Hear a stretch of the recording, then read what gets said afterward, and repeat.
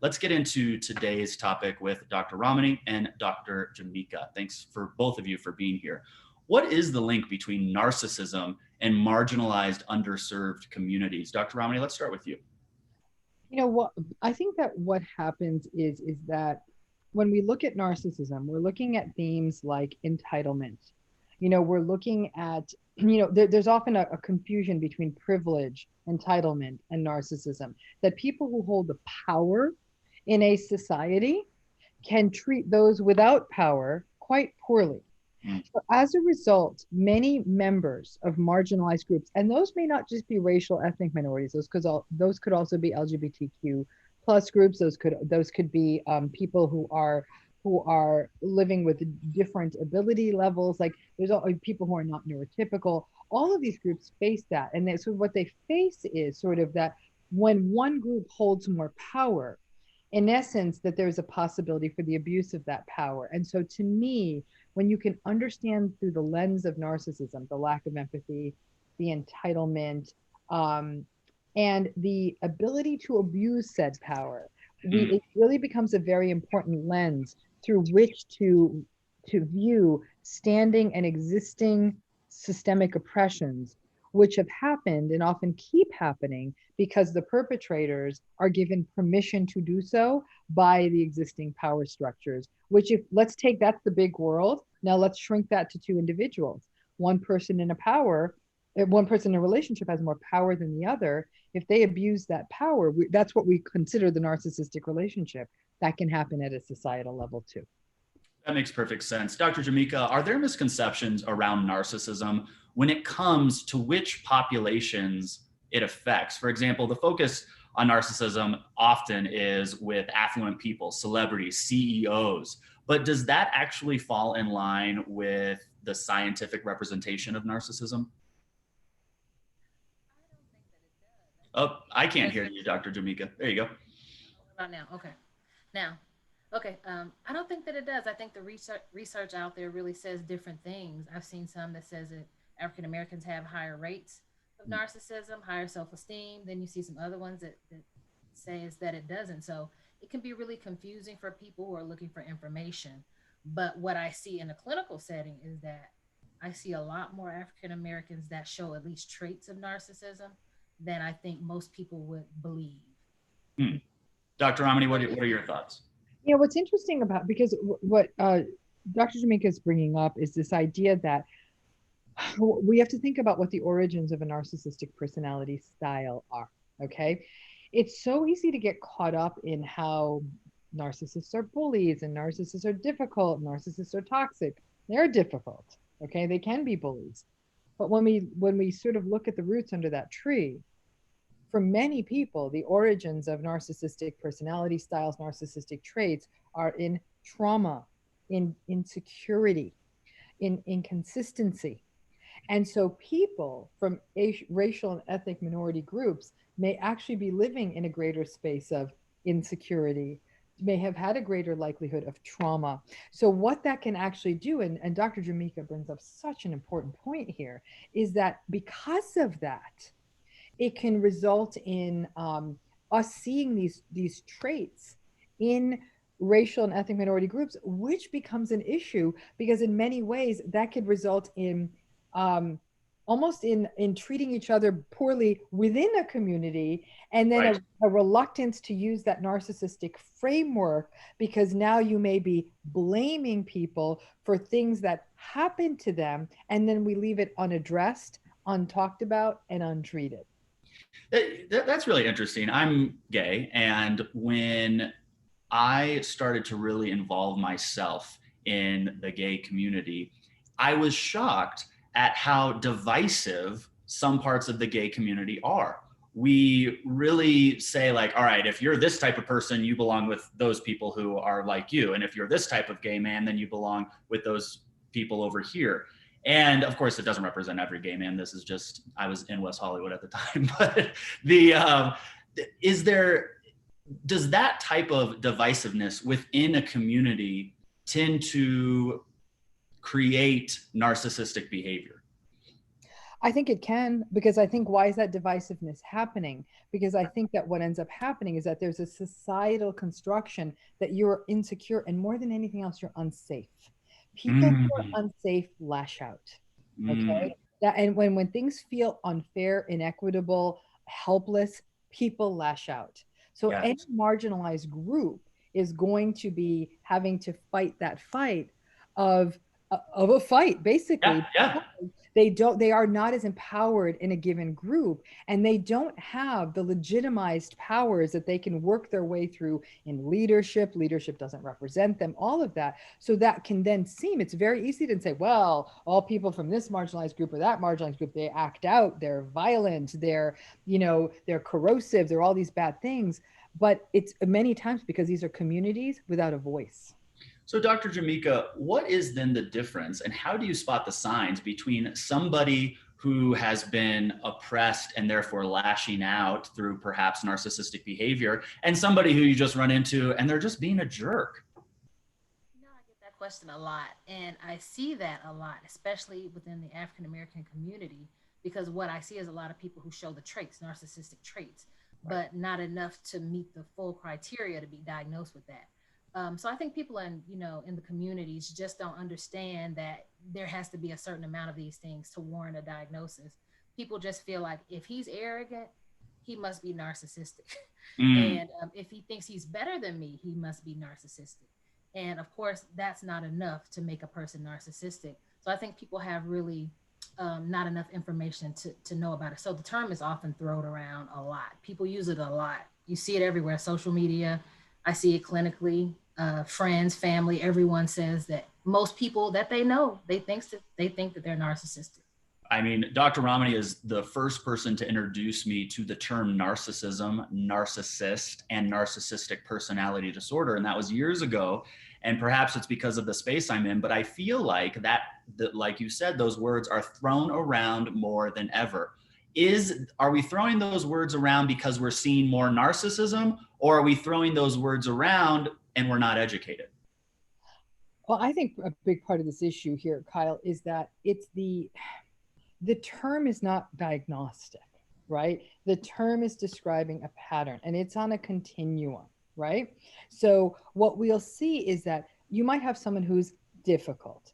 I am a big fan of the term antagonistic. Okay. Antagonistic is someone who's prone to conflict, who might be prone to manipulation, who might be prone to entitlement or grandiosity. Not, maybe not all of them, but they definitely kind of get into it with people, right? And they're a handful, and they often don't want to take the other person's point of view, and it can be quite divisive. So I have to say that sometimes when I use the term antagonistic, it takes some of the gas out of it. And then it makes me wonder, what are you punching against? Here's where it gets interesting for me. I am the first one to recognize that some very, very, very painful pathways have brought people to either narcissism or antagonism, whatever we are going to call these difficult patterns. What, me, and my philosophical stance on this. I am so sorry for your backstory, and you do not get to use another human being as a punching bag. That is unacceptable, and it is not happening on my watch. So I am sorry. I don't know you might have experienced horrific oppressions. I get that. You do not get to take that out on another person. Mm-hmm. And that's where I step in for people who want to make excuses and say, this person's had a rough go of it. They'd have a rough. I said, I am so sorry. And I hope they are able to get the help they get. But many times antagonistic people are resistant to treatment. They're like, it's not my problem. This is everybody else's fault. They blame other people. They take a victimized stance and they don't take responsibility. So there's no moving the needle on them. Mm-hmm. And yet I think so many people feel like they have to be the one to take the hits because the world hurt that antagonistic person. Yeah, you've mentioned that in one of our series, and it's something I have repeated many times to people who are trying to justify being treated poorly. Dr. Jameca, could you speak to the parenting methods in marginalized communities, when and if it and how it contributes to the development of narcissistic personality disorder? Sure. What I see a lot, especially with my African American patients who've been parented by African American parents, I'll say that first. This type of parenting that really involves high self-esteem, building the person up, letting them know that they're special, they're unique, that they're resilient, they're strong. And some of that comes with that. What you can see, the outcome can be this grandiose thinking. If you've been, filtered through the years from parents that want to build you up because they're trying to make you resilient from the world, because this country that we live in is very oppressive to people of color. So they're trying to make you stronger and give you a harder outer core. And sometimes in the process of doing that, it makes a person that can look very narcissistic. Although, like I said before, I don't think you would meet all the traits, but some of the parenting is directly related to building the person's sense of self up, at least from the outward exterior. I remember, Dr. Ramani, you said in an interview with me that for parents who have, whether intentionally or unintentionally, raised a child who is behaving narcissistically, it's kind of like, well, the chickens have come home to roost because you did not do what you needed to do. What do you see in the parent's role in raising a child to become an adult who is empathic rather than narcissistic? You got to nourish their emotional vocabulary. You have to nourish their emotional world. In fact, it's this idea that the narcissistic child, short of it not being trauma and all of that, the other pathway to becoming a narcissistic adult, I should say, is being over and underindulged. And by overindulge, as Dr. Jameca really astutely pointed out, you're building up their exterior, you're almost building a warrior in some ways, but you also may focus too much on external achievements and things like that. And then in so doing, there's an impoverishment of their emotional need. Nobody is sitting with them and saying, talk about your feelings, put name to your feelings, identify your feelings, be self-reflective on how you impact other people. That kind of emotional conversation, I think that is something, that a mistake that's being made across all groups. I don't even think that that's focused solely in people of color. I think everyone's missing the boat on the critical importance of nourishing the emotional worlds of their child, being present with their emotional states. I actually think some parents are afraid of their children's emotions. They can't stand their child's disappointment. They feel like they have to save and rescue everything, or they themselves are so out of touch with their own emotions that they couldn't possibly be present for their child's emotions. The emotional development of a child is everything. It doesn't matter if they can't do the multiplication and they can't spell the word, or they can't kick the soccer ball. But we make it about the soccer balls and the multiplication and the spelling. We don't make it about the emotional development. And this is particularly problematic for boys and men. When we do not develop that emotional strength, that emotional core for boys and men, by manhood, it's too late. It's too late. It's too late to build that up. It's got to be done in boyhood, but we still shame boys for crying, for showing emotion. And unfortunately, it's the parents who are often the ones shaming them, telling them they're weak. And to Dr. Jameca's point, there's a risk in some way for marginalized communities to seem vulnerable and weak is literally putting them in the crosshairs. So the parents are in a catch-22. How do I, especially for African-American parents of boys, they live in fear. My child, it's siege on them is what they feel. I've got to protect my child. I've got to make him strong, yes, respectful, and get out of these situations safely. So where do you fit the emotional development piece in there? You need your child to be strong to be able to flourish in an oppressive system. That's the challenge. And it's very difficult. I'll say, I have two sons and both of them are teenagers and they're relatively tall, for their age. So it is hard because I have to build them up and make them so strong and able to succeed and be able to be resilient, because we know, at some point they're going to encounter some of the things we see in the news all the time. So when that happens, are they going to be able to recover from it? I have to make sure that they can recover from it. So that doesn't leave much time for the emotional development. So I think parents are in a catch-22, like Dr. Ramani said. So it takes a very astute parent and one who's very in touch with their own emotions to be able to parent a child and also include that in the parenting and development, especially for boys, because you have to give them opportunities that it's okay if you feel bad. It's okay, have your moment. We're just not going to stay in the moment. So you have to be able to do that. And I think sometimes that's where the parents don't do that. I can speak for lots of people in the African-American community. They're so hell-bent on making sure that you're strong that they forget that at some point you're going to have to feel something. So what happens when that time comes? You have to be able to feel it and know how to process that. Yeah, really well said. And I love that you brought up the importance of the parents being in touch with their own emotions to begin with, because how can you teach something or model something unless you have done the work on yourself? If you're watching this live on Zoom, welcome and thank you for being part of MedCircle. Use the box below to submit questions to either Dr. Jameca or Dr. Ramani, and we'll get through as many as we can during this live event. Dr. Ramani, let's have this first question go to you. My mother is a malignant narcissist who is a pro at gaslighting. How do you make peace with everyone else believing the lies they are told about you? And how do you get people to hear you? Well, here's the thing. If people have their version of events, you're not going to be the one to convince them. Mm. So in some ways, this goes a lot deeper than I'm going to convince them to see my point of view. I think it's that you have to live firmly in your reality and not let it be stolen from you. But the hard part of this question, Kyle, is that this often brings up the potential of a lot of loss and grief, because you may not be able to convert all of them. You may not be able to convert the malignant mom. You may not be able to convert her flying monkeys or her followers or her enablers, call them what you will. And so what ends up happening is at what point do you quit? At what point do you say, okay, I'm going through the looking glass now. I'm going into their alternative reality. I'm not going to let it seep into me, but I'm also not going to waste the energy of trying to convince them and bring them over to my point of view. What can get very painful is when these folks, particularly the malignant narcissists and their enablers, really start pitching an entirely distorted narrative of you yourself. And then in this case, the woman asking the question, because that's hurtful. And it does become, there is that kind of moment of reckoning when you say, I might just need to simply switch up my social world. Like I'm going to have that healthy social world that respects my reality, that has my back. And then when I go into encounters with my mother and her team of enablers, I have to have realistic expectations and radical acceptance that this really doesn't feel good. It's a relationship like a drum. There's nothing inside of it. And that maybe you keep showing up because you feel a sense of obligation. Maybe you feel a sense of nostalgia.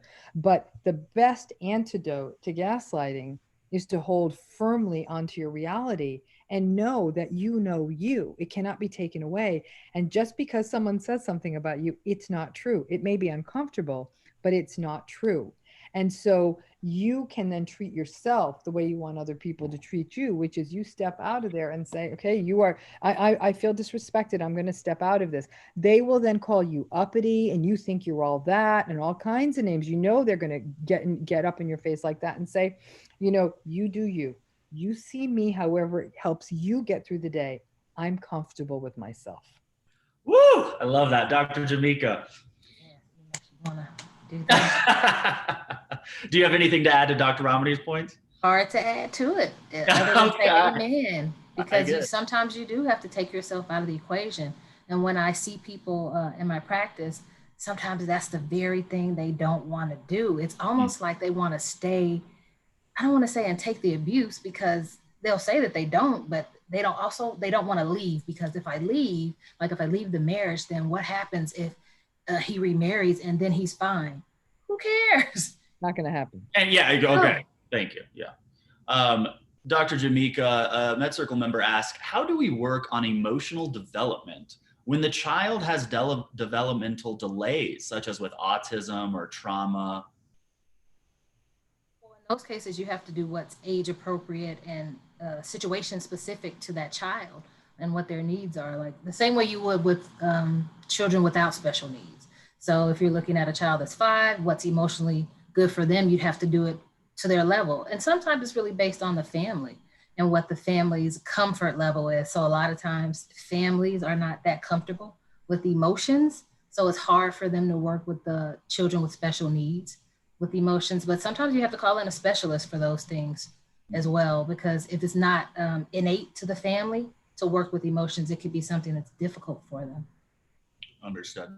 Let's go to another question. Anonymous attendee asks, for someone who has NPD, narcissistic personality disorder, are they able to compartmentalize their narcissistic abuse to only certain aspects of their life, as in heaping narcissistic abuse against their loved ones at home, but not to coworkers or subordinates at work? Dr. Jameca, let's start with you. That's a good question. I would say Dr. Ramani is definitely the expert, but I would say, in my clinical opinion, I would think it'd be very difficult for a narcissist to compartmentalize anything. They tend to be consistently who they are every day and all day, because they don't seem to have the emotional regulation to be able to see when to do it and when not to do it. But I'm guessing there are some types out there. I don't know. What do you think, Dr. Ramani? Are there types that can really manage that? Yeah, they can actually compartmentalize a little better than you think, which is why so often their families will have to live in this sort of nightmare of everyone saying, "Oh, you're so lucky. He's such a great guy, or she's such a great gal being married to her. Like, oh, you're so lucky to have this person as your parent." And they are like, "You've got to be kidding me." And so the best way to view it is narcissistic individuals view people through what we call a utilitarian lens. What use are you to me? So the family, not so much use, right? Unless they need a little bit of supply. But in many ways, over time, they can often view their own families as a liability, as a headache. The supply isn't so shiny anymore. But when it comes to the workplace, I cannot tell you, I don't have enough fingers, toes, and limbs to count the number of people I know who have been in narcissistically abusive relationship with someone for whom family life was a nightmare, but at work, everybody worshiped them. I mean, like, this is my savior. This is the most brilliant person I've ever met. Keep in mind, getting validation at work for many people, especially if it's your own company, but getting validation at work is a lot easier than it is at home. Because at home, it's like there's life and there's feelings, and nobody's going to keep praising you. They want you to empty the dishwasher. But at work, they may very well, especially if you're the head of the organization or getting high up in the organization, you get validation. And what you'll also see, if a narcissistic person's in the middle of the workplace, they may treat the people underneath them not very well, but the people above them very well. So the capacity to compartmentalize, to meet their utilitarian needs, for them, life's a big chess game, and they move the pieces and kill the pieces as they need with little feeling for it. On a chessboard, that's fine. You're not particularly attached to a pawn. But when that's the pawn in that game, it doesn't feel very good. I can see that. Yeah, I've worked with her, by the way. Oh yeah, we've all worked with that. Everybody has, yeah. Here's another question from a live attendee. Would you say that narcissistic people are not emotionally intelligent? If so, what is their level of emotional awareness, given there should be some sort of understanding of people's reactions in order to manipulate them? Ooh, that's a good question. Here's where it's tricky. The research on emotional intelligence and narcissism is actually not always what you think. They're actually not they actually are emotionally intelligent, because otherwise they wouldn't be such brilliant salespeople. Right. They can read a situation. What they do is, I call it like a pseudo empathic theft. They steal from people emotionally, right? So what they do is, if I need something from you, Kyle, I'm going to study you. I am going to fluff you. I am going to tell you I'm going to figure out what if I need to sell you something, I'm going to figure out your vulnerability. So I'm going to study you.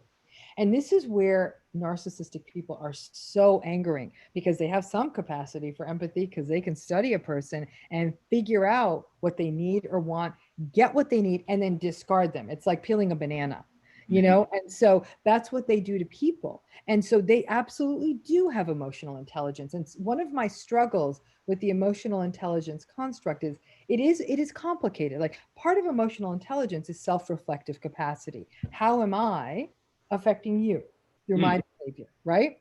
But part of emotional intelligence is just the ability to read a situation. And I think a lot of people who write sales books and coach people to do sales, they only work on that part of the equation. So you better believe narcissists are emotionally intelligent, or they wouldn't be the people who could trick us, manipulate us. Because if they were monsters, none of it, we wouldn't all be falling in love with them and working with them and praising them and applauding them and giving them 10 gazillion Instagram followers. People love them. There's a reason, because they can read the room. Dr. Jameca, in your private practice, do you work with anybody who is narcissistic or has been diagnosed with MPD? Yes, more than any other time, it's more people who meet many of the criteria for it, but maybe not all of them. And so how do you start to teach somebody who is narcissistic to be, how do you start that dialogue with a patient who you believe are showing narcissistic tendencies? Well, the first thing is awareness. And for me, the biggest hurdle is getting the person to also believe that they have some of those signs and have some of those traits. And that's not always easy for people who've been raised to not feel like they have any deficits. So to me, that's really the biggest thing to get through. Once they get through that and can recognize that, then some of the other things are easier.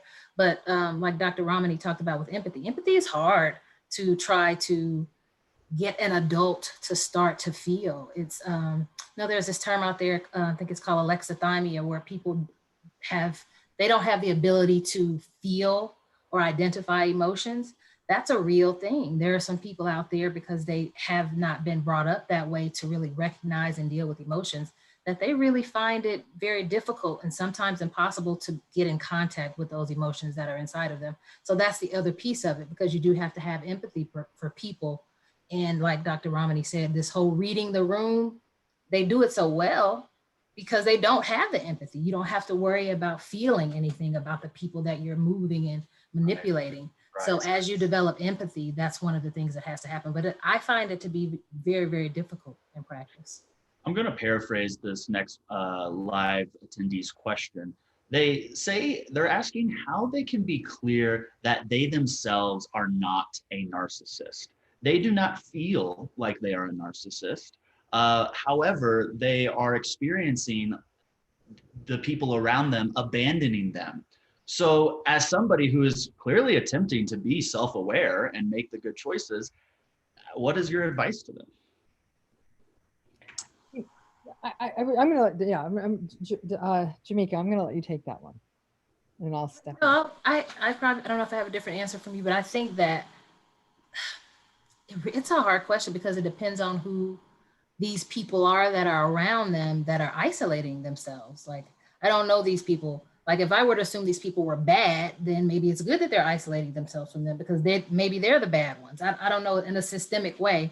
But let's just say these people are good people and they find that this person is bad and has bad traits. Then what they could do is to maybe confirm with them first to see, like, what is it that you are noticing about me that's making you want to put some distance there? So to find out if it's going on really, because sometimes, things are going on in our heads and are not real, right? That's so good because that was such a simple suggestion. Well, go ask them. And that's such a great piece of advice, but I didn't even think of that. Excellent. Keep going. So if they ask them and if they say, oh yeah, well, we got away from you because you're always thinking you're better than us and you're putting us down and you say blah, blah, blah, you're entitled to this. And I don't like the way you treat staff when we go out to eat or things like that. If these are real things and these people are important to them, then I would think they would take a really serious look at it and really consider changing these aspects of themselves if these people are, like I said, valuable to them. Mm-hmm. Dr. Ramani, do you have any advice for that? I totally agree with Dr. Jameca's suggestion. Ask. A lot of times we don't ask because sometimes we don't want to know the answer. Oh. And so, but if indeed, and listen, be self-reflective. Things don't happen in a vacuum, right? Now, whether it's something happening in your life, whether it was your behavior, one of the most dangerous things that people can do in any human relationship is to make assumptions about another person's motivations fully. Okay. You look for patterns. All right. So that's why I'm saying that instead of making them ask, can you tell me why you stepped away? Now, if they say, I don't know, that definitely speaks to a lack of health on these people who are stepping away from this person who asked the question, because there should be some reflection on motivation. And when I've had this happen to clients who've had this experience, I have said, ask them, and they've often gotten an answer like, the examples that Dr. Jameca was giving, that people will say, you are behaving in a manner that feels entitled to me, or you're not treating people well, you're hijacking the entire conversation, and so it is sort of this, the deep dive into self, where you stop and ask yourself, how do I impact other people through my behavior? And that goes back to the question you had asked Dr. Jameca earlier, is like, do you have narcissists in your practice and what do you do with them? I don't know if the person writing this question is narcissistic or not, and they can certainly go through a mental checklist. Do you have empathy? Are you entitled? Are you grandiose? Do you need validation and admiration? Are you arrogant? I mean, ask those questions of yourself. But one of the most important things I have to do when I work with narcissistic clients is really do that kind of process work to say, listen, right now I'm feeling a little offended here. And if I'm feeling this, other people are too. Or, do you ever stop to reflect on how your words impact other people? Or I'm hearing you share this situation and the way you spoke to that person, I'm finding it hard to hear about. How do you think that person felt? You almost have to spoon feed them empathy. You have to say, well, how do you think that other person felt? And they're like, well, I didn't think about it at the time. Or their favorite answer is, I don't know. And I don't know shows a lack of self-reflective capacity. I should know. You should know why you said something to someone. And if you don't, it was likely careless and mindless and hurtful. Well said. I would like to share with everybody watching live that if you would like to learn more about narcissism, Dr. Ramani and MedCircle have this free series right here, Navigating Narcissism in Family, Friends, and the Workplace. Each session is a different, focuses on a different narcissistic relationship that you could have in your life. If you download the MedCircle app, that series and 5 other series will be included for free. Just go to your app store and download MedCircle. Let's go to our other questions, if I can find my Q&A box here. Let's go to Dr. Jameca. This MedCircle member asks, hi, I'm African American and come from a family where both of my parents were narcissistic and my brother was a sociopath, as in he was treated at a young age for antisocial tendencies. I'm hoping you can tell me what kind of issues marginalization experienced, marginalized groups experience, and what kind of family background might have on a person as they go through life. So I guess what kind of experience they may have considering their upbringing. Well, as African American adults, we likely have parents, grandparents that grew up in a whole different time. Like my parents grew up in the civil rights era, so they remember like sitting in the back of movie theaters, sitting in the back of buses. They remember all these things, going to different schools, different water fountains. They remember that. So sometimes when parents of that era or before have their own experiences, so what they do then is bottle up many of these emotions from those experiences. And then we see narcissistic parents. They've developed based on some of their experiences. And, oppression and discrimination are two very impactful things that can affect you lots of different ways. Some people come out of it and are more resilient, they're strong, they're more focused. And then some people come out with like some narcissistic outcomes. So when parents are narcissistic, because of some of the situations they've been in, with discrimination being one, they can raise children, African American children, who are now struggling with having the parents and maybe having their own traits as well. And some of that, like I said, can come from generations, social issues that are going on, social processes that have been impactful to the parents. So the parents in their minds, I just want to create children who are strong and resilient to go out in the world, to be able to withstand the oppression that I know that they will come into play with. So that happens a lot. I see it a lot with African American families. And of course, usually they have no idea that that is what happened.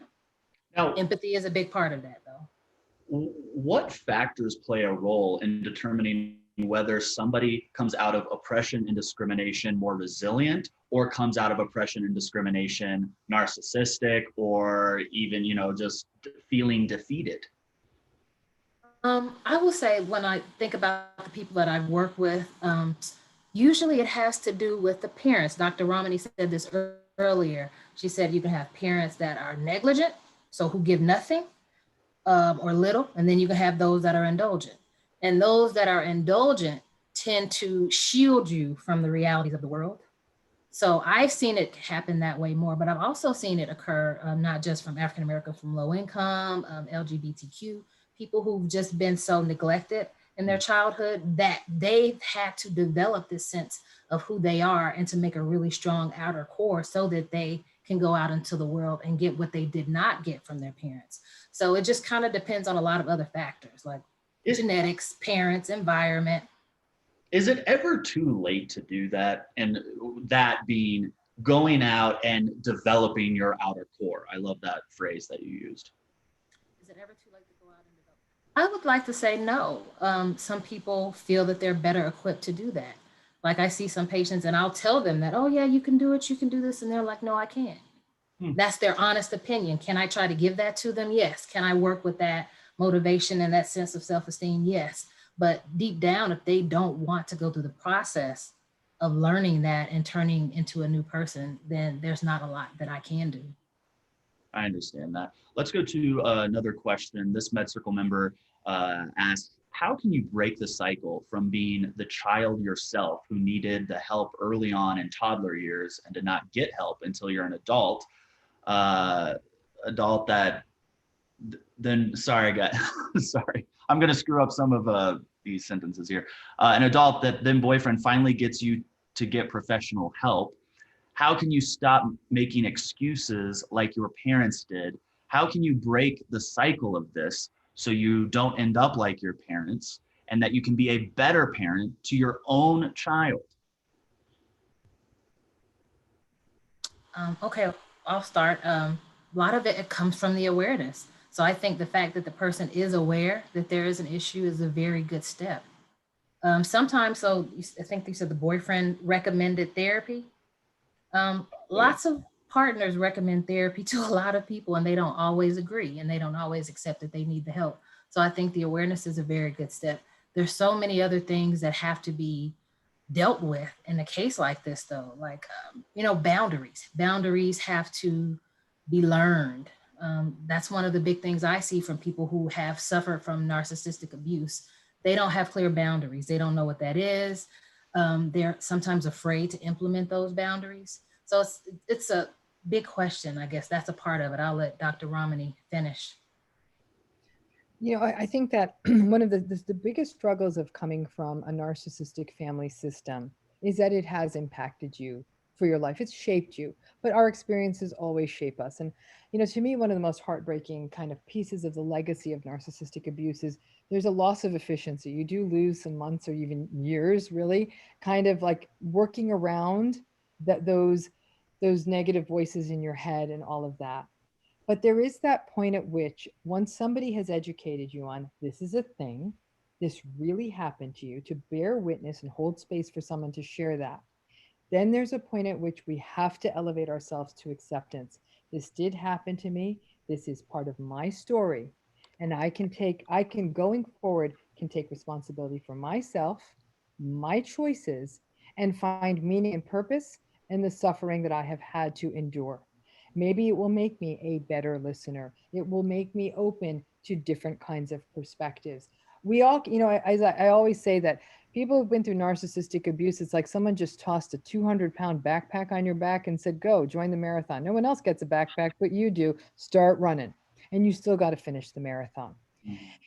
Ultimately, when you finish it, you're going to feel mighty good about yourself. But there is that point where you can no longer blame shift, that you can say, this happened to me. And I, in this moment, have the power and have the ability to make choices that are mine, that I can take responsibility for. And the moment we get to that point, we have cut ourselves free from those legacies. Mm-hmm. Really well said. Dr. Romney, let's stay with you for just a moment. This person says, my father is a narcissist, but he is elderly now with dementia and Parkinson's. I want to be there for him, and I am his legal agent because no one else wants to help him except me. But it also leaves me alone, dealing with all of the triggers with no support. What type of therapy do you recommend for someone in my position? I would say at a minimum, I would want this person to be working with a therapist who understands narcissistic abuse. Because what can sometimes happen is without understanding that piece of the legacy issue, there's often a real quicksilver tendency to diagnose the person who's experiencing narcissistic abuse, trying to toss the label on them. Oh, you're depressed, you're anxious, you have post-traumatic stress. And like, slow down, sister. Like, wait a minute. Like, let's sit with this person and see what has happened to them. And many times what happens is once a person understands that legacy, they're like, okay, this was not my fault. The one thing I tell every single person who's had one or two narcissistic parents, none of this was your fault. This was done to you, okay? So don't take responsibility for their messed up parenting. All you can do is take responsibility going forward. For somebody who's going through the very unenviable situation that this person's going through, is first of all is very much the radical acceptance piece, is that this is the scenario in which I'm in, and I cannot think my way different about it. It is what it is.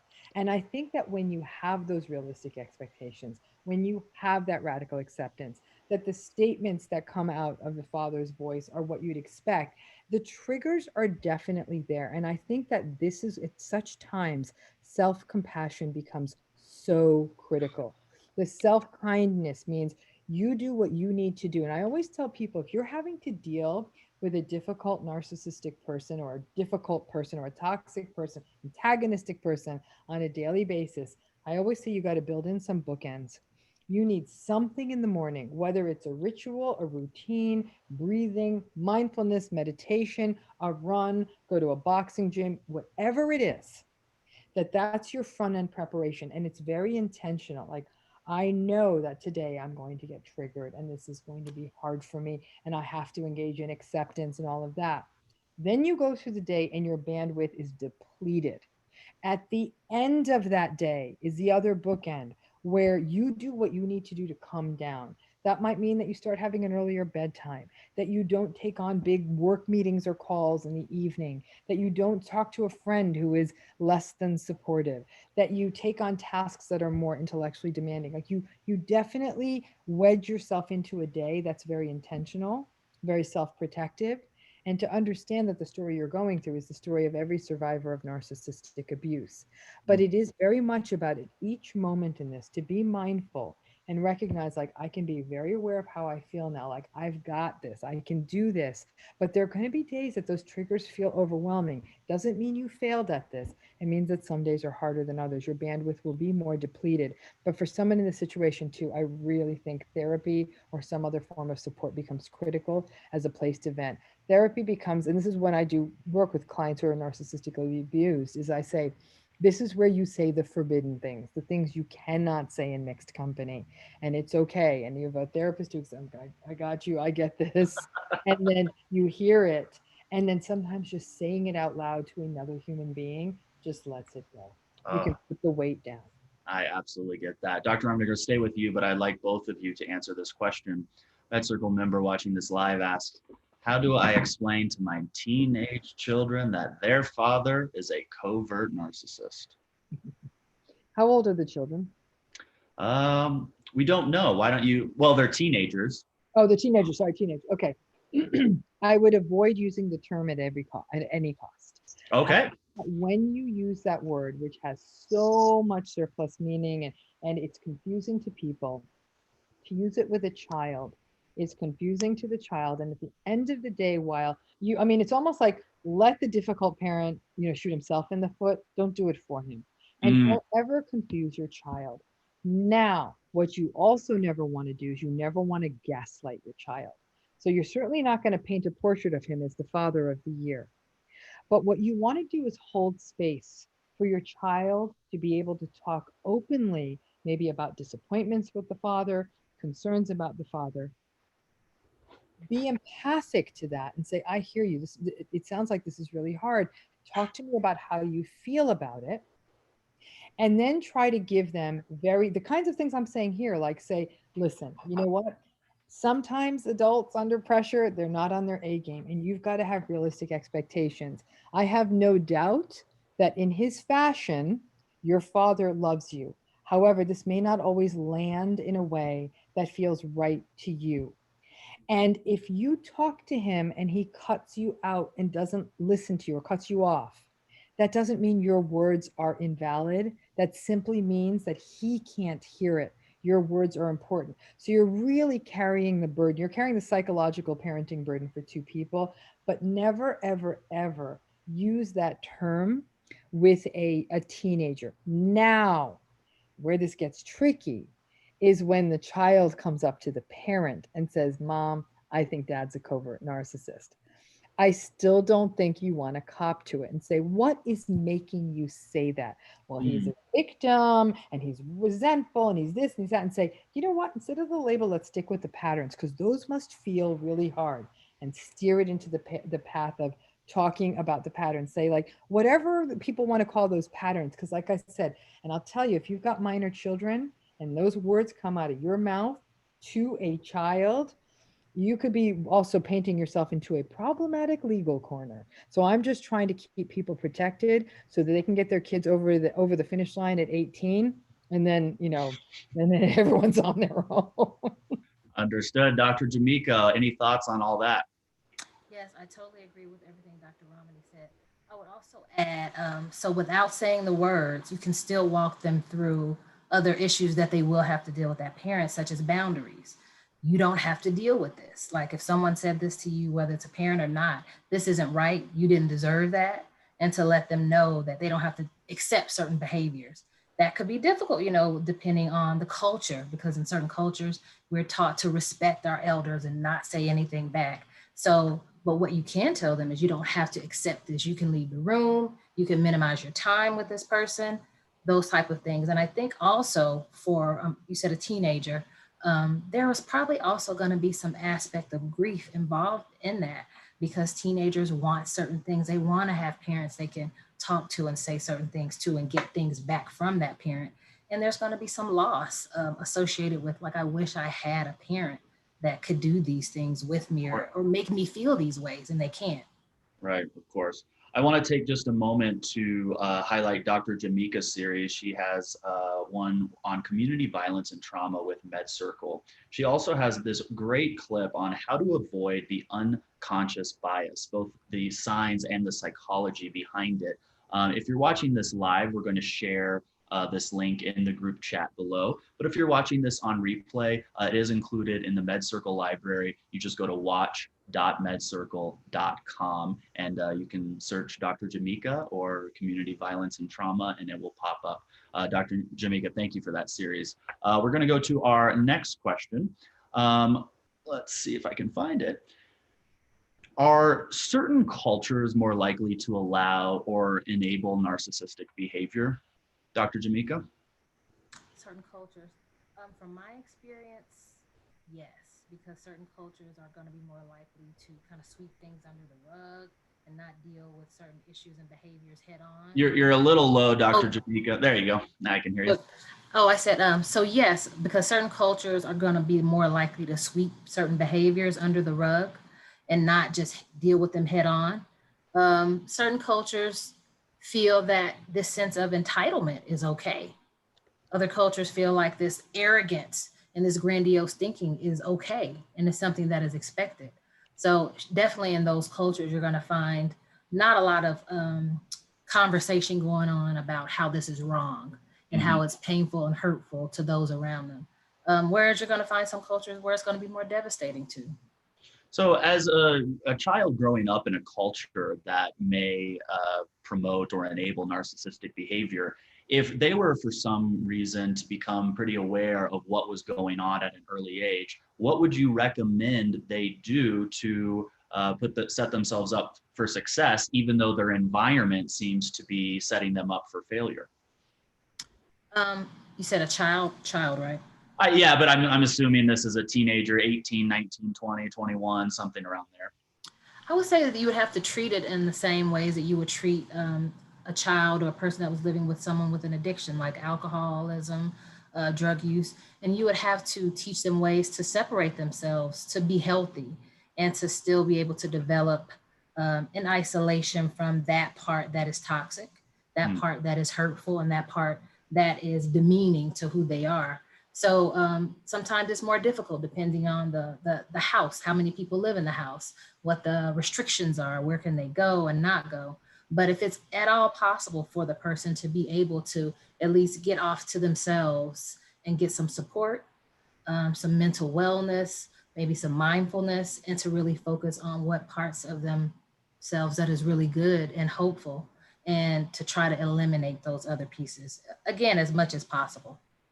Dr. Ramani, this next question is for you. My husband and I are in couples therapy. My husband explodes in the sessions if he hears something that he does not like. I get really scared, and my therapist says it is okay. He is only expressing his experience. Is my therapist right? Okay, I forgive me for rewinding a little because I want to say something about the gaslighting and culture question too. Please And then do. I'm going to come back to this question. There's definitely some patterns we see in more narcissistic cultures. What we see is we tend to see more authoritarianism. We tend to see more patriarchy. We tend to see greater inequities between those atop and those at the bottom. And we tend to see that certain groups in those cultures are voiceless. Okay, whether it's on the as a function of gender or some other function, but that there are certain groups that are much more disempowered.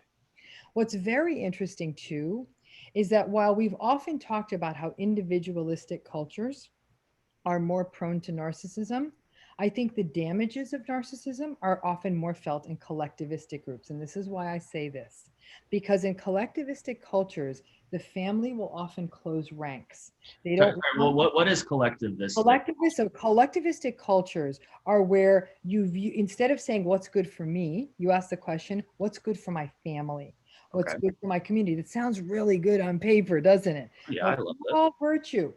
Because what happens in these collectivistic groups is they close ranks around the family. And what that means is the person who's behaving in a toxic manner, if you speak out against that person, the child who gets it, the teenager who gets it, the young adult who gets it, okay, they get branded rather harshly and swiftly.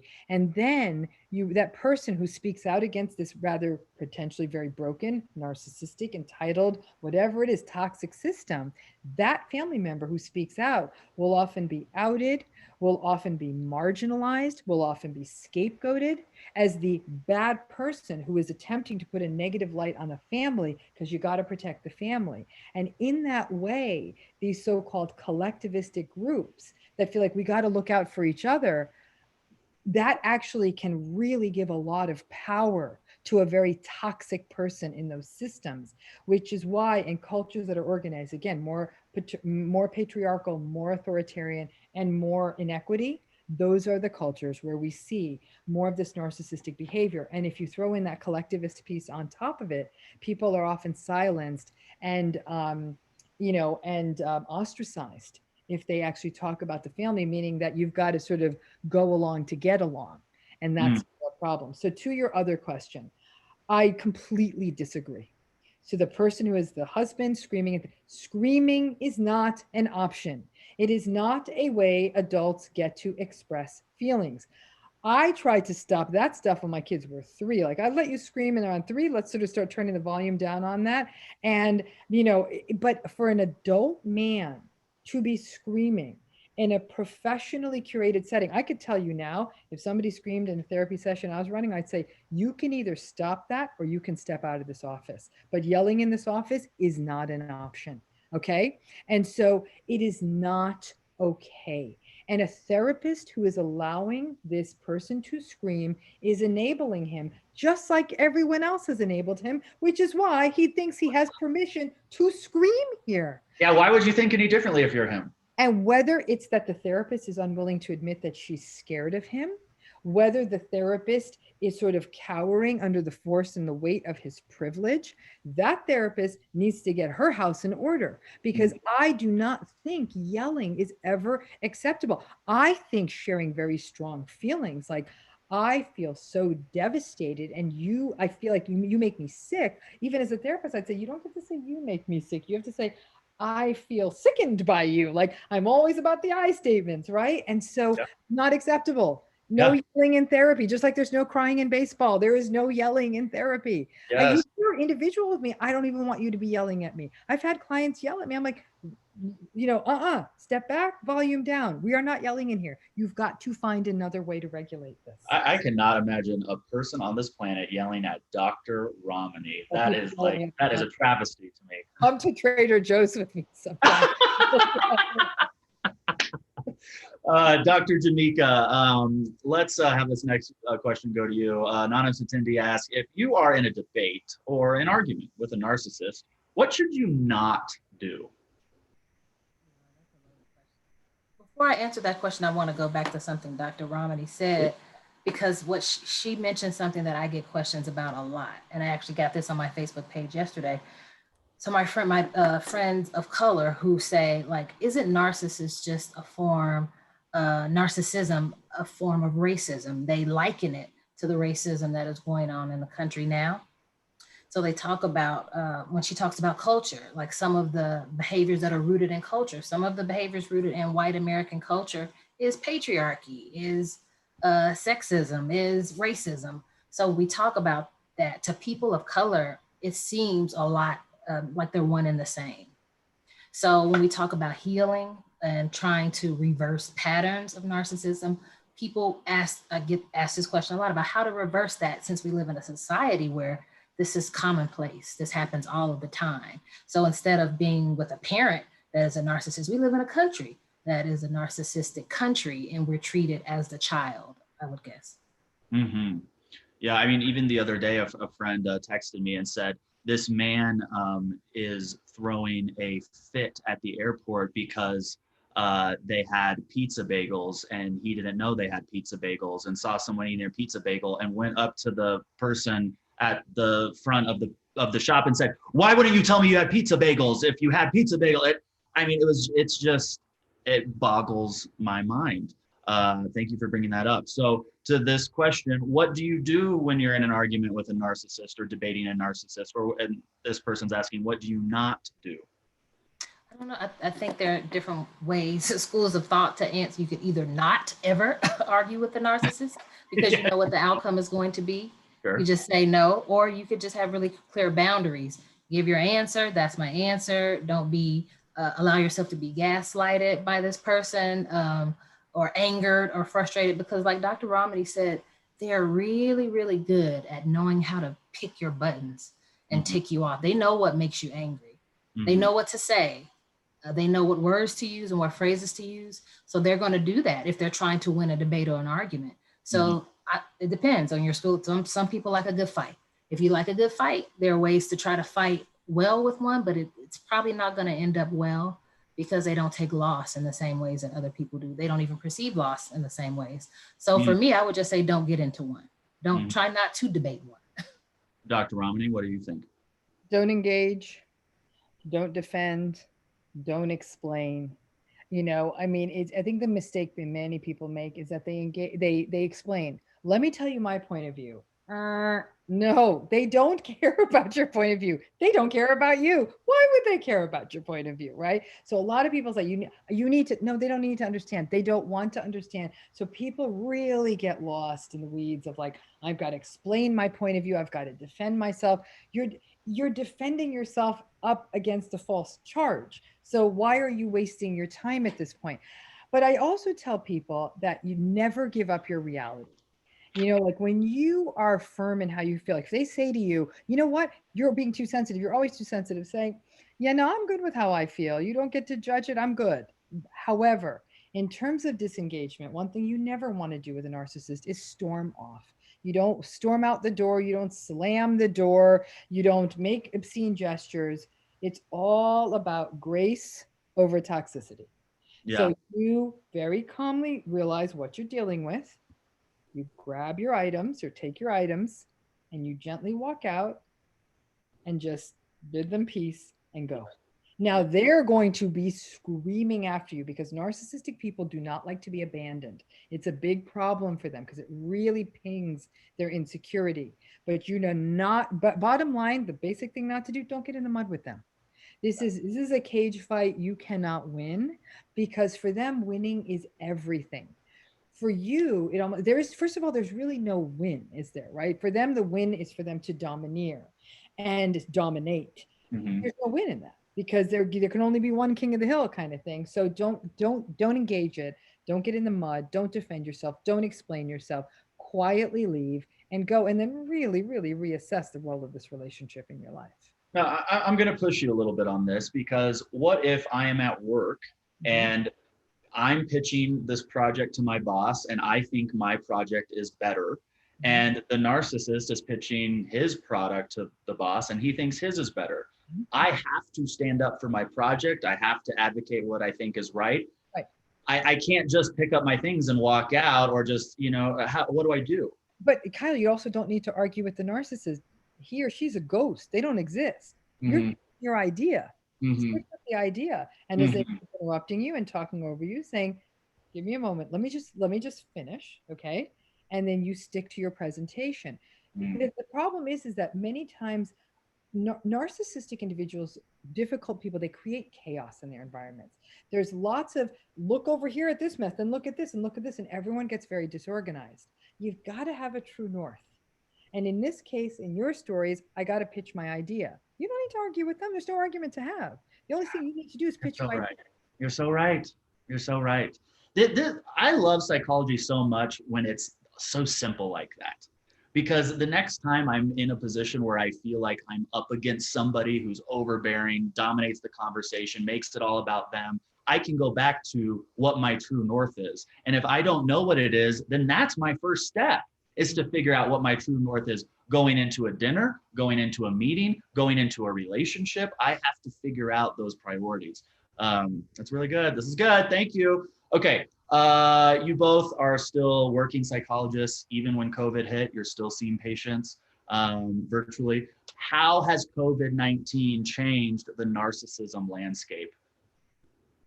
I think it's worse. Worse. Dr. Ramani, let's start with you, and then we'll go to Dr. Jameca. I think in many ways what we're seeing is this, there's such a polarization. I think that, listen, I know maybe not, I'm going to say something here, and it actually was an article in the Washington Post I was interviewed for that came out yesterday. And I know not everyone's going to like what I have to say, because I know there's some different prevailing thoughts on wearing masks. Right now, it's the best we've got. Okay. And here's what's interesting about wearing masks. Masks do more to protect other people than ourselves. Okay. Number one. But let's say you really believe the mask does nothing, but everyone else thinks they do. Wearing the mask becomes respect. It's almost like if you go into someone's house of worship and they do something, cover their heads or take off their shoes. You do it, even because you don't believe in their religion, but you do it out of respect. That's right. And this unwillingness to wear masks and these conspiracy theories and the sort of constant victimize, everyone's out. A lot of people made Corona about them. Corona came to ruin their lives, specifically only. Yeah, right. 7 billion people on the planet, and this virus came to ruin their lives. That egocentricity, we're seeing a lot of upticks in people. Because remember, one of the core issues of difficult, toxic, antagonistic, narcissistic people, they are incapable of regulating disappointment and stress. So when stress and disappointment are on, they blow up. Okay. Well, this is nothing but stress and disappointment around. Every time we turn around, something else is being canceled. Some opening is being delayed. We live in disappointment. This is the worst thing that could happen to narcissistic people. So what's happening is they're becoming more antagonistic. They're screaming at people in the store. They're screaming at people on the road. They're saying angry things in all kinds of online spaces. They're lashing out. And we have seen major upticks in domestic violence all over the world. Why? Because now you have this disappointed, antagonistic, abusive partner locked at home with his partner. What's he going to do or she going to do? Go to town and beat up the other partner. So that we are actually in a public health crisis that is, in terms of the domestic violence piece, the amount of trauma and issues that are going to come up around that. This virus will be long gone, but the traumatic echoes of the amount of abuse people endured, it's going to be absolutely heartbreaking. But I think this has made things much, much worse. Dr. Jameca, what are your thoughts? I'd have to agree. Like some of the behavior and the racial violence that we're seeing now in the country is really a direct result of that. It's that whole issue of what arrogance and entitlement to be able to do or not do certain things that really, when I explain this to people, I say, this is really what the fabric of our country is. It's about people who get to say what they want to say and use the narrative that they want to use that makes them feel better about themselves. They don't have to follow the same rules. Like, rules are for those people, not for me. So we have definitely seen an increase in that, to the point where it's scary. I mean, in a lot of places, and the election doesn't help. We already had racial violence. We already had a pandemic. Now you add that piece. So it's very polarizing to the community, to the country. So yes, you are seeing these people that, like, it's almost like Dr. Ramani said, they're like, I have to show you that I don't have to follow your rules. Right. Make me. And they'll look at you like, make me. Yeah. Just be respectful, like Dr. Ramani said at the top of that question. It's a respect thing. I think a lot of people can get around that, being respectful. Well, hopefully, we'll see, I suppose. Yeah. If you're watching this live, thank you. I'm Kyle, and I'm here with Dr. Jameca and Dr. Ramani talking about narcissism, specifically in marginalized communities, and also taking your questions live on Zoom. If you'd like to participate in weekly live classes, just like the one you're watching now, go to medcircle.com and start a free trial. If you're a military member, a student, a teacher, a healthcare professional, I mean, we have discounts for almost everybody. Send me an email, kyle@medcircle.com. I would love to get you set up with a MedCircle membership that is discounted to be more affordable for you. You get access to our entire live streaming library, weekly live classes, and all the functions and capabilities of our app. My dog is whining below me if you can hear any of that. So thank you for being here with us, medcircle.com. Let's go to another question. Dr. Ramani, are there any good ways to be an effective anti-narcissist repellent? In short, how to be the narcissistic people bitter pills after picking up red flags? Yeah, there are definitely. I think number one is hold on to your reality. Stop giving away your power. I mean, the only way someone can gaslight you is if you're willing to budge on your reality. I can agree to disagree with someone. Absolutely. We can both have different opinions. My opinion being different than yours doesn't negate or cancel your opinion.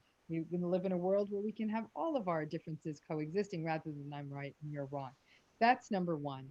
I think that, number two is you also have to have in your sense that you are enough. Like, I think that to me, it's like a big fish eating a little fish. A narcissist is very insecure, and we all have some insecurity. So the big fish eats the little fish, right? They play upon our insecurities. So it means we got to get our own houses in order and recognize we are more than enough. None of us are perfect, not even by a long shot.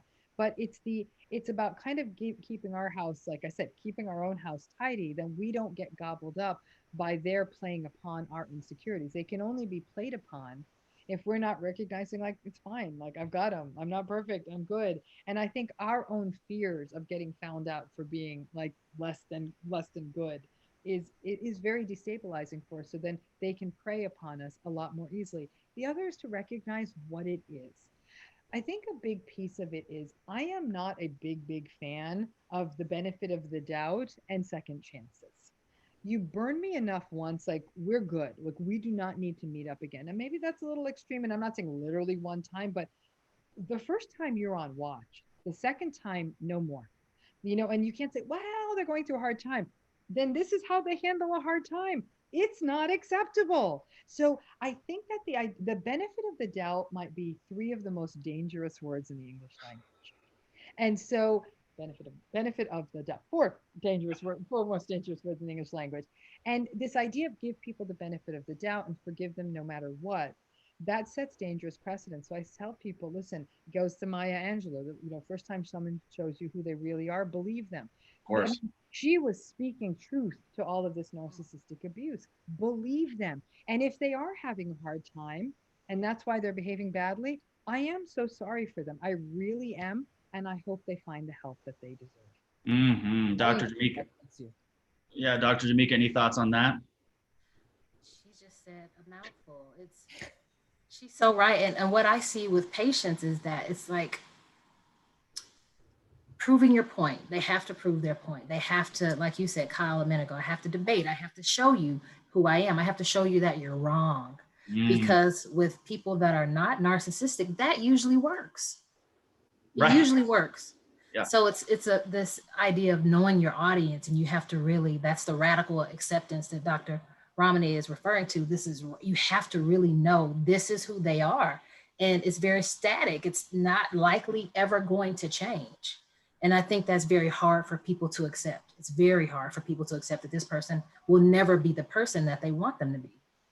So during quarantine, well, right before COVID, I started dating, okay?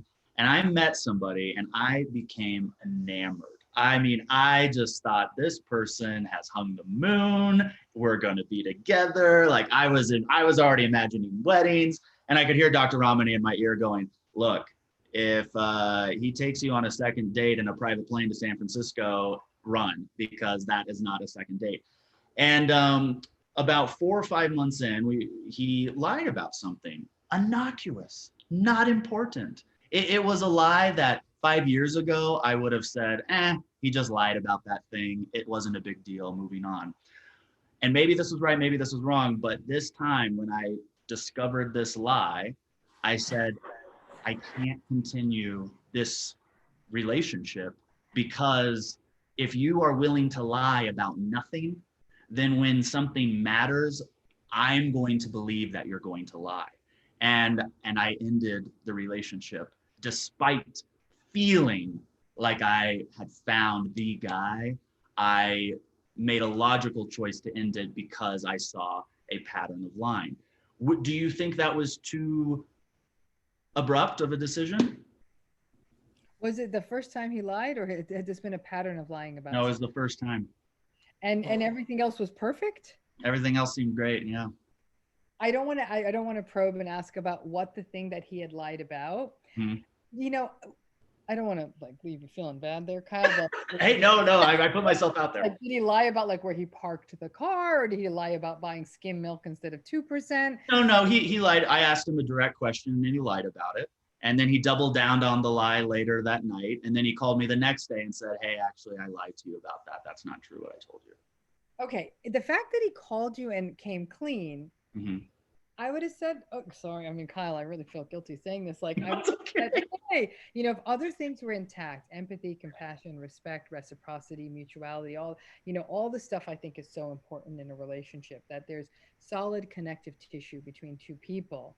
Person lies, and then comes clean. Because remember, what we do see in a antagonistic, difficult person is that they often won't take ownership. They'll quadruple down on that lie. They'll hold that lie. When you can give them written, documented proof and say, you did not telling the truth, and say, oh, you're so petty, Kyle. Really? You had to go there? Like, it would be that kind of deflection. So I've never lied to you, Kyle. See, that's why you keep me around. Yeah. A little bit. I'm voting with abrupt. Okay, abrupt. Dr. Jameca, what's your opinion on my personal relationship? I was listening for the other lies. Yeah. But there are none. So yeah. I mean, not that I know. All right. Well, hey, if you're listening to this guy, maybe you should send me a text message. Maybe we should make this thing go back into it. We'll see. Dr. Jameca, I have another question from a MedCircle member from you. I'm an African-American male married to a wife with whom shows traits of what I believe to be covert narcissism. She also shows traits of borderline personality disorder. My wife's family has a very successful business with lots of material things and network connections. My family lives 2,000 miles away and thus have been isolated. I've been contemplating leaving for years, but we have a 5-year-old daughter and I've been torn whether to stay or leave and the ramifications of each. That's a hard question. It really comes down to what's best for the individual. So the guy that's asking the question, as well as the child. And at this point, if he can really think about it as far as being aware that if he's sure that this is what she is, or if he needs confirmation, then he might need to seek that as well. But if, let's just say she is, if she's a narcissist, then at this point, it's really about minimizing damage. How much damage has been done to him already? How much more damage does he want to see done to himself and his child? Because if he stays, the longer he stays, the more damage there will be to both him and the child. So I know, it's never an easy question to say about when to leave, when not to leave, divorce. There's so many other issues that will occur as a result of that. But I would like to think in the long run, it would always be better to have the child grow up in a healthy environment. And is that a healthy environment? Staying with the person that's narcissist, because what is that parent going to do to that child over the next 10, 15, 20 years of staying around? So that's my piece. Dr. Ramani, what are your thoughts on that last member's situation? I want to actually make a sort of a teaching moment here on covert narcissism and borderline personality. Please. Covert narcissism is a personality, it's the narcissistic personality style that manifests as more of a vulnerable pattern, a tendency to be less of the extroverted, grandiose narcissist, but rather more of a victimized, sullen, resentful, petulant narcissist. Okay, so it's the victimization being a really big piece of it, the sense that life was never fair to them. Woe is me, nothing goes my way, everyone's out to get me. It's often very persecutory. There can be some overlap between the borderline personality picture and the covert narcissistic picture, especially around that sense of self victimization.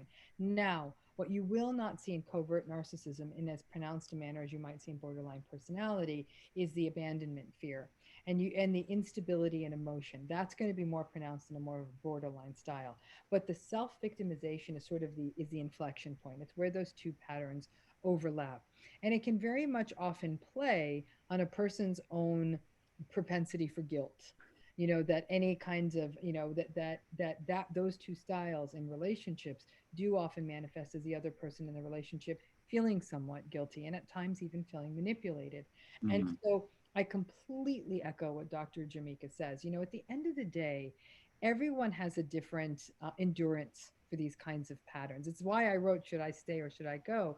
I wrote that book because 50% of people stay in these relationships. It's not 90-10, it's 50-50. And I refuse to judge someone who makes a choice that feels like this is what they need to make for their child or for themselves. It's a very complicated conversation about money, about religion, about culture, about children, all kinds of things. And so when it comes down to it, though, I say if you're going to stay, now the game changes because Mm. then you have to have realistic expectations, radical acceptance. You can't sit around thinking that this is going to change. That you have to be brutally honest to yourself on what you have chosen to stay in. It Mm. means you cannot talk about emotionally evocative topics. It means that you might have to listen to this person's ongoing victimization. You may have to work on amping up the meaning and purpose in other areas of your life, focusing a lot on your child. Um, and you never ever want to guilt your child down the road that you stayed in this. You stayed in this. That's your choice. This That isn't was her. this is not your choice. Your child's not asking you to do this. So there's a lot of taking responsibility, and so that's a big that's a big piece of how you think about staying. And that some people, when they say, okay, and now that I understand those are the ground rules, I can do this for a year or two. And then Mm-hmm. after 2 years of really playing this life of where you're not talking about anything emotional, you're not talking about anything sensitive, you're not talking about anything that's divisive, you start realizing like all I'm doing is talking about the weather and does the car need to be washed, Mm-hmm. and it starts to not feel like a relationship. And that becomes more of sort of a dying on the vine. And then it might feel more organic to leave the relationship. You have two great books on narcissism, Should I Stay or Should I Go, but also Don't You Know Who I Am. Do you think they should read Don't You Know Who I Am first and then Should I Stay or Should I Go? Depends on what a person's going through. So a person who wrote this particular question, I would tell him to read Should I Stay or Should I Go first, because he's in an That's true. Yeah. intimate relationship crisis. But for people who are dealing with narcissism more broadly in their lives, I'd say Don't You Know Who I Am sort of takes on not only the societal issues we face, but also the individual kinds of relationships. But it could be a parent, it could be the workplace, it could be a sibling, it could be a partner, it could Mm-hmm. be an adult child. Mm-hmm. On Dr. Ramani's MedCircle page, I just shared the link if you're watching this live in the chat. She has all of her books linked there, so if you want to check those out, you can. Dr. Jameca, let's go to you for this next question. And we got about 10 minutes left here. This person says, I'm a white therapist outside of the US. How might narcissism look different in a marginalized client? I know this is a broad question, but are there any principles or things that you've noticed? How might it look different? Some of the symptoms could look different. What I see to be different is sometimes the symptoms about the entitlement can look different, sometimes the arrogance, and sometimes this whole this idea of needing to only associate with people that are special. Hmm. I think that idea of special can look different in different marginalized communities. Like, what is special? So, for instance, in the African American community, special could be famous, like it could be a sports star, Mm-hmm. it could be someone who wears certain clothes. So, I think when you look at marginalized communities, you have to look at what those values are in those communities, and there are different things in different marginalized communities. How All the important values are different. how important is it, and I love both of you to answer this question, that a therapist truly understand where somebody's coming from? And I say that because this is a white therapist who, let's say he has a client who's African American, and he has his client has one experience and the therapist doesn't have that experience. How does that therapist prepare themselves to give proper therapy to that client? I think that, one thing I'd say is that it is all of us who are therapists have privilege. Even Dr. Jamaica, as a black woman, myself as a brown woman, this therapist is a white man or woman.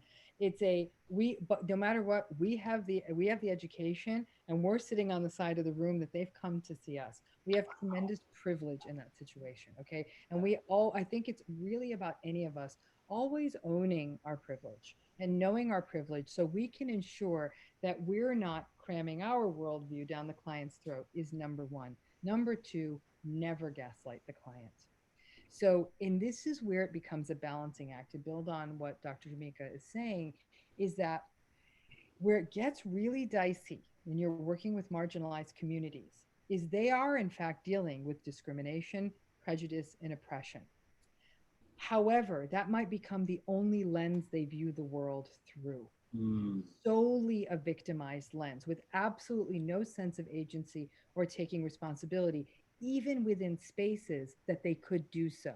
For example, in their own family. I could understand how it may not work in a non-diverse workplace, but that's something that starts to get it's a balancing act. So for me, for example, one thing I would do is I would contact someone like Dr. Jamaica for consultation. It's my Mm. responsibility then to say, hey, this is what I'm working with. I'm working with this client, an African American man, da da da da da da da. And she may do the same with me if she's dealing maybe with a South Asian man. That part of it is we have to know what we don't know. We can't have everyone's experience, Kyle. And it would be arrogant to assume so, because then we can potentially gaslight the client. If I were to say, Kyle, I completely understand your experience as a white gay man. I mean, maybe in my other life, but certainly not this time Hey, around. Dr. Robbie, I think you probably could understand my experience as a liking. Yeah, maybe so. But you know what I'm saying? So it's like there has to be a moment where we have enough humility to understand that ultimately the client is the expert of the client and their worldview. And it requires us to step out of our own privilege long enough and say, please teach me what it's like to be you walking Mm. the world. Yeah, I love that. Let's do one more question. We'll have you both answer this. My brother and I were both in the same abusive house growing up. I have been diagnosed with borderline personality disorder, and he's been diagnosed with narcissistic personality disorder. Why would there be a different diagnosis? Is the answer as simple as gender, or is there something else more complex? The way to view borderline personality and narcissistic personalities, I want you to view them on a continuum that's got one of those like volume sliding bars on it. Mhm. Okay.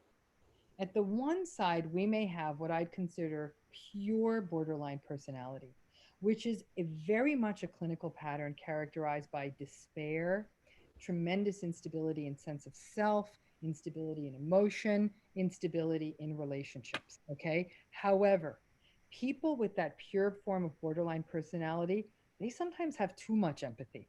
They are so attuned to other people. They are almost over concerned to the point where other people might feel suffocated by them. And so it's almost like one more place that a borderline person doesn't has trouble regulating is that empathy piece. So they can often get taken advantage of, feel very hurt, and not feel like they can heal from that.